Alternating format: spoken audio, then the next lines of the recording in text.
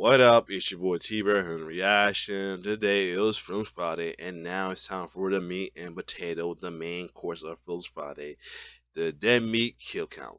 So I'm going to start falling back to the ones I had originally planned before the new stuff, all the new stuff came out, and then soon I'm gonna do another poll for newer stuff though.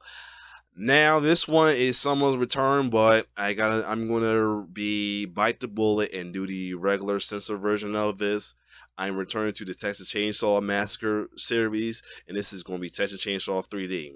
So I originally was going to do the unedited, unsplicit version and do the editing and all that, but that's a lot of work to do and everything, and I could react to just the explicit version only, but I'm not trying to get I'm not trying to get myself in trouble. Two, don't feel like showing stuff for free that you can pay for on Dead Meat's Patreon or anything. So yeah. Plus, last time I did the Halloween one, I'm only doing the uncensored and then took it down afterwards. So what I will do is I will react to the censored version of this and watch the uncensored on my own. So anyway, let's get to the Texas Chainsaw 3D. I think it was like a remake, I think. Another remake. Another reboot, I should say. So, without further ado, let's check it out.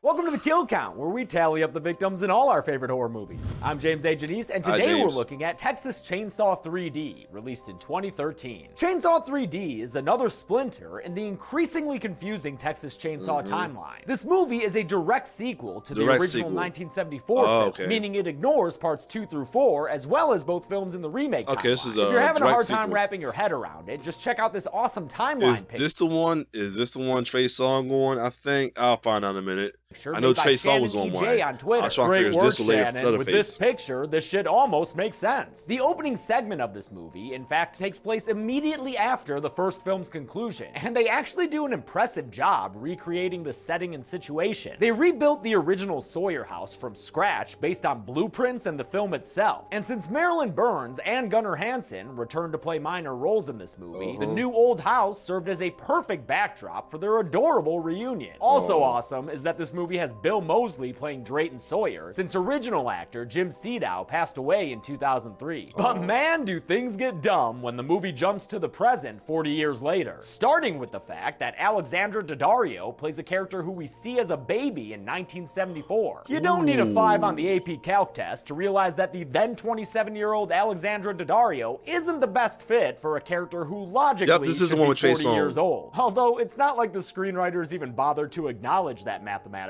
fact. The script treats her character like she's a 20-something. It makes no fucking sense. Texas Chainsaw 3D uses a screenplay originally written by husband and wife team Adam Marcus and Deborah Sullivan. And if his name sounds familiar, it's because he co-wrote and directed Jason Goes to Hell back when he was 23. He was a lot older as he wrote this movie, obviously. Their script gives us the most narratively complicated film in the franchise yet. While all the Texas Chainsaw movies up to this point have mostly been about kills and cannibalism, this movie attempts to tell a Hatfield and McCoy type story, pitting the Sawyer family against a new adversarial clan, the Hartmans. It's replete with references to the original, and controversially tries to humanize Leatherface a whole bunch. This is probably the most sympathetic portrayal of the character yet. But a sympathetic portrayal doesn't mean we won't have any kills, so let's find out how many there are and get to them.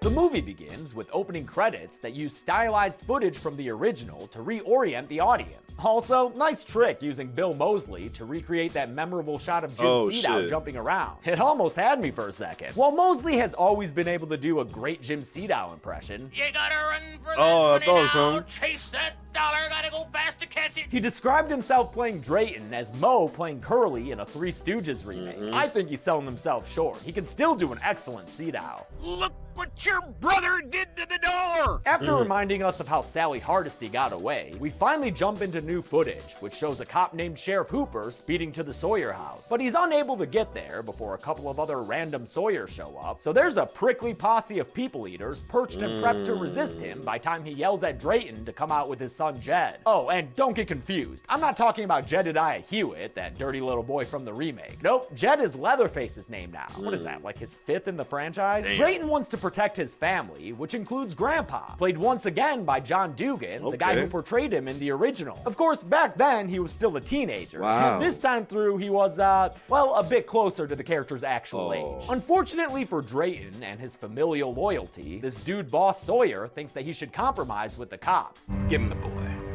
He's simple anyway. Wow, pretty harsh words to say about Leatherface, especially coming from the original Leatherface himself. That's right, Boss Sawyer is played by Gunnar Hansen, who wore that human skin mask 40 years prior to this. He's even sitting in the same window spot in which Leatherface had that quiet, nervous breakdown. Sadly, this was Gunnar Hansen's final film role before he passed away in 2015. Rest in peace, you big Icelandic teddy bear. Drayton goes to get Leatherface Jed and hand him over to the cops as a patsy. But before they can cooperate, a whole bunch of good old boys pull up, looking for their own kind of justice. The gang is led by Bert Hartman, who directs this dude Ollie to throw a Molotov cocktail into the Sawyer home. A fiery firefight breaks out between the two groups, during which nearly every Sawyer inside the house is killed, including one Sawyer woman, 4 random Sawyer men, Boss Sawyer, Drayton Sawyer, and even Grandpa Sawyer with his hammer. Aw, he had just learned how to firmly grasp it, too. Another Sawyer woman, Loretta, is shot but manages to escape with her baby while the mob outside celebrates their victory. Later on, while picking through the wreckage, posse member Gavin Miller finds an injured Loretta and her baby, Edith Rose Sawyer. Although he's willing to save the baby, he's got no love for Loretta, so he kills her with a kick to the face. We get a good long look at her corpse, as well as an important Sawyer family necklace she's wearing.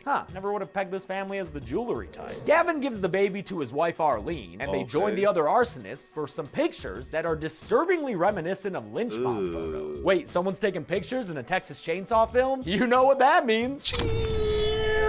Oh yeah, isn't that thing the best? 40 years later, Edith Rose Sawyer has grown to be a 20-something-year-old woman living under the name Heather Miller. Heather doesn't know about her past, even if it's evidently guided her occupational choices and her art style. That bone shadow box would be right at home in the Sawyer family chicken room. Bob Burns would be proud. While she's making out with her boyfriend Ryan, who's played by rapper Trey Songz, and who really likes that birthmark rapper.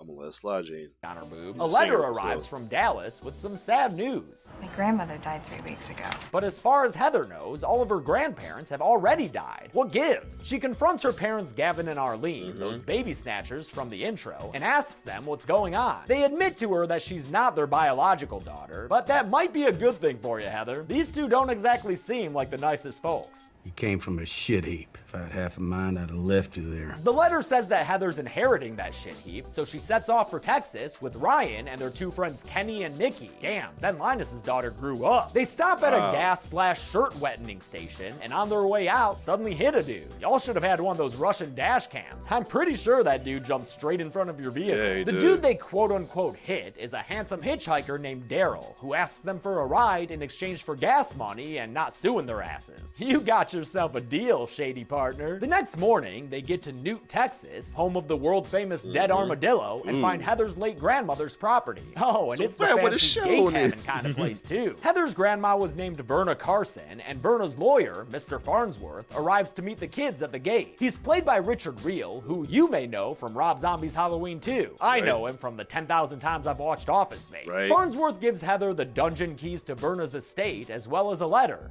It's from Verna. Make sure you read it. Dude, guess what she doesn't do?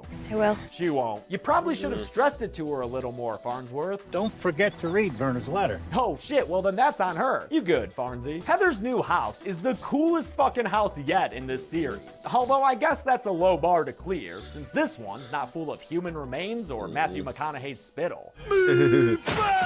Still, there's no denying that this place is capital D dope. Good luck with them property taxes though, Heather. While her friends act like a movie's idea of cool kids, Heather goes out back and finds a family cemetery where famous Sawyers such as Drayton the cook are buried. The Carsons are also buried there. It's explained a little bit more in Leatherface, but just so you're not confused, Heather's grandma Verna was born a Sawyer but married a dude named Ben Carson. Verna's daughter Loretta was the woman with the baby who was killed 40 years ago. That baby, of course, is 27-year-old Alexandra Daddario. Because this movie's characters are the least rational people you could ever write, they decide to head out for snacks while leaving Daryl, the total stranger, behind, all on his own at their brand new house filled with fancy shit. Obviously, he immediately begins robbing the place for all it's worth. But during his larceny, he uncovers a hidden section of the house with a door that has the lock for that giant dungeon key. But Daryl should have stuck to silverware thievery, because this room is Leatherface's, and he kills Daryl by knocking him down and bashing his head in with a hammer. Yeah, like all the way in. It's pretty gross. The fake head here was created by special effects artist Mike Coach got missed it because I'm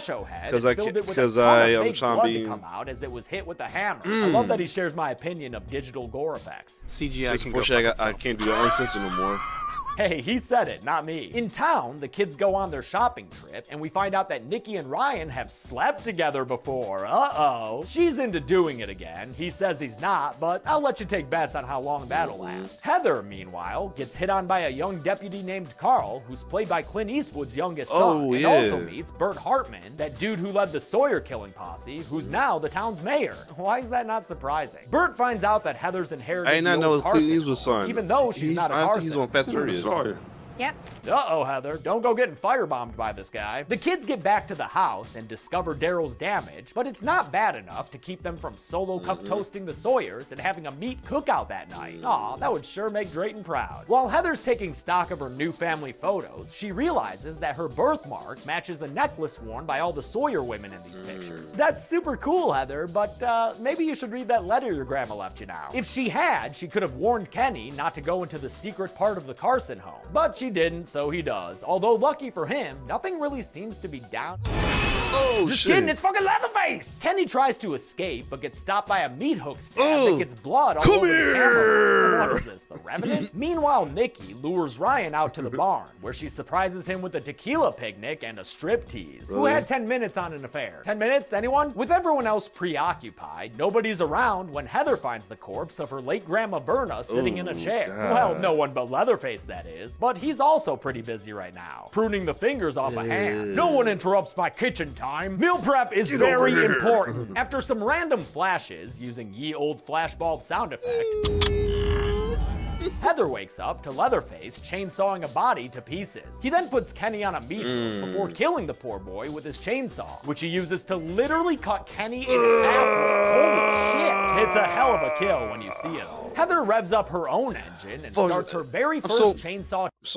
I'm so mad. I'm not taking the risk of looking at the explicit for y'all, but I gotta be good. Chasing. But truth be told, this girl be tripping all over the goddamn place. Sally Hardesty would be ashamed. She tries to hide from Leatherface inside a casket in an open grave, but Leatherface isn't fooled and goes to cut her out of there. He might have succeeded if it wasn't for Nikki and Ryan, who come outside to see what's making all that noise. Hey, dude, I think you left both barn doors open there. Jedediah Sawyer turns his attention to the two hot half-naked people instead, and despite a squeaky utterance of an awful one-liner, welcome to Texas, motherfucker! They do attempt to shoot him away. It works long enough for Heather to drive in with the van, and together, the three of them get away from Heather's cousin Jed and his people-mulching chainsaw. Ryan stupidly tries to drive straight through the wrought iron gate, but that only succeeds in stalling out their car. Seriously, we've seen a lot of stupid victims in this series, but this movie has gotta have the stupidest. Because of that idiot maneuver, Leatherface is able to catch up to the van and literally saw a tire off, which proves to be pretty damn effective at stopping the kids during their getaway. Oh, and killing Ryan, because that dude's dead from the crash after his head went straight through the window. Play stupid games, win stupid prizes. Leatherface comes by to say hello with his chainsaw, but after flipping over the vehicle and giving Nikki a little tummy tuck, he gets distracted by Heather, who's managed to escape the van. He follows Heather back onto the racetrack for the Chainsaw Grand Prix. The finish line for this lap is a fucking carnival. What? Yo, are we seriously watching Leatherface run around a crowded public area? That's straight crazy. And shit, we even doing Saw references now too. Really? Hey, I do actually. And the name of the game is make another good Texas Chainsaw movie. This ridiculous damn scene even includes a Ferris wheel sequence, and it ends with a shitty 3D punctuation mark. Leatherface throwing his chainsaw at Deputy Carl / the audience. Okay, bye. Carl takes Heather to the police station where Sheriff Hooper is still in charge 40 years later. She tells him everything you could possibly want to know. That she's a Sawyer, that Leatherface came from the old Carson house, what Leatherface's preferred attire is. He was wearing a face. A mask? a human face. You know, the usual info. Mayor Buttface shows up, and after yelling at Sheriff Hooper about the carnival mishap, he starts issuing orders to Hooper's police force through the radio, like this guy Marvin, who's just arrived at the Carson house. Sheriff Hooper wants the officer to stand down, but Marvin listens to the mayor instead. And the mayor wants him to go, go, go! GLHF, move out, team! Oh, and shit, Marvin's Twitch game is strong too. Look at the quality on that mobile stream. No dropped frames or nothing. Marvin follows a blood trail into the hidden part of the Carson home and down into Leatherface's apartment. While Marvin continues his stream, begging Hooper and the mayor for bits, Heather is left completely unattended to. So she passes the time with some light reading about the Sawyer family, their victims in 1973, and the fate that eventually befell them. Death at the hands of a posse led by Bert Hartman. Dun dun dun! Wow, that guy probably looks pretty bad when you're staring at a crime scene photo of your dead mom, huh? At the Carson house, Marvin finds the very gory slaughter room that boasts a bunch of dismembered bodies and one big floor freezer. Oh, then you got Mayor Bert's encouragement, he approaches it cautiously. Oh! Oh shit, should have been more cautious, dude. Dickhead! He was just pretending to be Pam from the original, man. Right? He didn't deserve a bullet to the brain like that. Dickhead! Although I do love that Hooper and Bert's reaction looks like Chris Tucker and Ice Cube in Friday. Marvin's prepared to walk away from that you deserve to get slaughtered by Leatherface for that shit. With a hatchet, You and he kills dickhead! Marvin on the butler's pantry floor. One time I say, hacking fuck at him up, repeatedly. Leatherface. When Mayor Burt and Sheriff You gonna Hooper kill a chick go to like talk that? to Heather, they find that she's left the station, leaving only an accusatory red marker note in her wake. Heather calls up Farnsworth and asks him for help, so he meets with her at a local bar where she complains about getting blindsided by Leatherface. Did you read Verna's letter? Yo, Farnsy, get this. No. I asked you to, right? Dude, you definitely did. Since Heather didn't do her assigned reading, Farnsworth has to give her all the Cliff's Notes. Leatherface's real name is Jedediah Sawyer, he's actually Heather's cousin, and Verna watched over him since he was family, despite the fact that he was a handful. Huge, but mentally stunted, with the emotions of an 8-year-old. When Bert shows up at the bar, Farnsworth tells Heather to run away and that he'll slow Bert down. He's, not very good at that though. Still, Heather is able to run away from the bar and find Deputy Carl, who she flags down for help. But guess what, y'all? Deputy Carl's a bad guy. Oh no! He's actually Mayor Bert's son, and his dad tells him to take Heather out to the slaughterhouse so they can take care of her once and for all. I do like that this movie alters the franchise's trope of everyone you meet is a bad person, from everyone being Sawyers to everyone being corrupt town officials. Well, everyone except Farnsworth, that guy cool, and Sheriff Hooper, who's informed by Farnsworth of all the fuckery going on. In a convenient bit of plot contrivance, Leatherface overhears the Hartmans' plans over the police radio, so he gears up with another chainsaw and heads on out to join the party uninvited. Carl and Heather get to the slaughterhouse first, and after hanging her up by her wrists, he needlessly tears open her shirt so we can all marvel at the strength of double-sided tape. Seriously, why even bother doing that if you're just gonna have her wear a physics-defying jacket? I still might end up censoring some of these shots though, just in case YouTube decides that her side boob is too much. Fuck getting in trouble over this movie. Carl heads outside to meet his mayor dad and that dude Ollie, the one who threw the Molotov cocktail in the opening scene. While they're out front, Leatherface shows up to whisper meat nothings into Heather's ear. He's all ready to 3D kill her until he notices her Sawyer family birthmark/burn scar. Told you that shit was important. After he tells Heather that he'll always be right here, Leatherface sets her free. But before he can return to his home planet, Bert and Ollie show up and start beating him down. Heather's able to get away at first, but she just can't bring herself to abandon her cousin in his time of need. And with a chain around his neck, slowly pulling him into a giant grinder, I'd say this definitely qualifies as a time of need. Heather returns to the slaughterhouse and makes quick work of Ollie, who she kills by stabbing in the chest with a pitchfork. Man, it's almost shocking to see such a subdued kill in this movie. Then she heads over to where Bert and Jed are and tosses Leatherface's chainsaw with another horrendous line.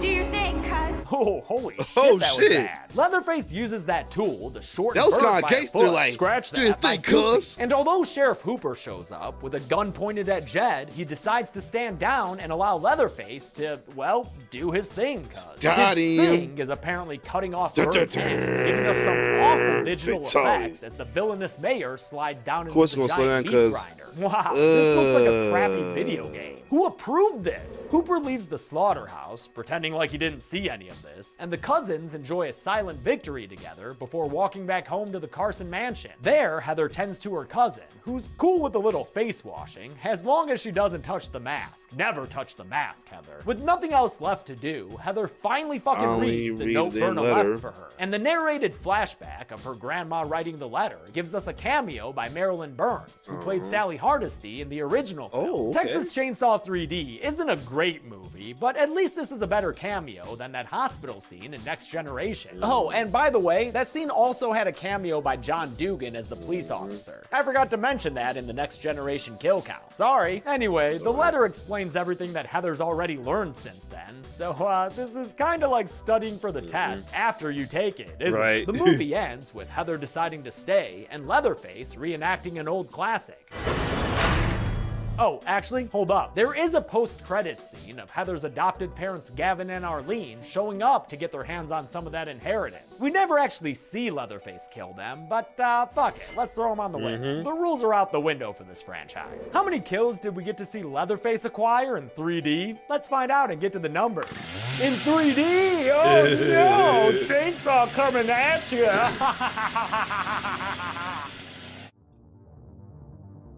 By my count, 18 people died in Texas Chainsaw 3D, another new record for the series. The victims consisted of 14 men and 4 women, and literally half of the victims, 9 people, were Sawyers. Damn. With a runtime of 92 minutes, we had a kill on average every 5.11 minutes. I'll give the golden chainsaw for coolest kill to Kenny. Dude gets cut in half with a chainsaw. And although I can't show it all in the public version of this video, I guarantee it's as gruesome as anything you're imagining. Dawn Machete for lamest kill will go to the Sawyers who got shot up in the beginning, because gun kills are boring. Although I will say I almost gave this award to Burt based solely on those awful effects. Ew. And that's it. Texas Chainsaw 3D came out in 2013, establishing a new continuity for the series that would be followed in the prequel Leatherface. I'll look at that next week, but until then, I'm James A. Janice. This has been the Kill Count. Thanks a lot for watching this one. That's all, and last one is going to be Leatherface whenever I get a chance. But I'm going to do this real quick. I'm going to skim through to find it. So, just for y'all, I had it too. I hope I didn't lose it. Just for y'all, if I can find it. I'm going to do the unedited version as well too. We're going to go through the unedited version of this though, but this was good. I will say that the movie was trash, but some of the kills was good though. I'm kind of curious on what it was about how the Texas Chainsaw happened at the end with some of the kills. First off, am I logged in? Yeah, I am. So anyway, 3D. Well, other than that, this was a good movie though. So give me a second, pause real quick. So hold on. Okay, back. So I'm gonna kind of skim through, see what like some of the kills they say they kind of censor. Let's see the head smashing one.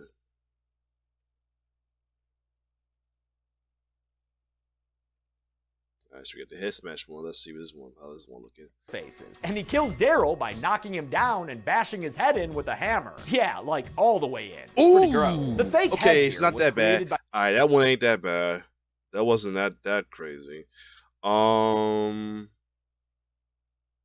Oh, this dude getting sawed in half. Yeah, I gotta see the cut in half one. Let's see how that look. On a meat hook before killing the poor boy with his chainsaw, which he uses to literally cut Kenny in half with. Holy shit! Wow, they go all fucking out showing this one, people. Incredibly gory stuff here. It's a hell of a kill when you see it all. Heather revs. Yeah, that was a good one. And then the other one, I'm curious. I think the